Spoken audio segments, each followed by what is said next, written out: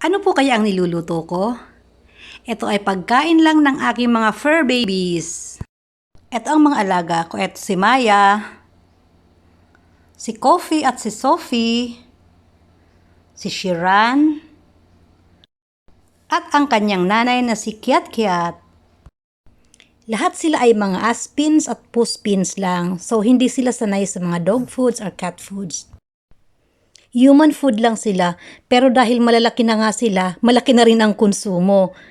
Kaya ipinagluluto ko sila ng separate na kanin. At dahil ang mahal na rin ng bigas ngayon, binlod lang ang binibili ko. Di ko alam kung ano ang Tagalog ng binlod. Alam nyo ba yon? Half kasi ang price nun kaysa sa regular na bigas. Pag may budget, bumibili ako ng tig-1 kilong dog food or cat food at yun ay hinahalo ko ng pakonti-konti sa kanin nila. Minsan hinahaluan ko ng gulay na kung anong mapipitas dito sa paligid at kadalasan, ang hinahalo ko na lang ay yung mga extra or tira-tirang ulam namin.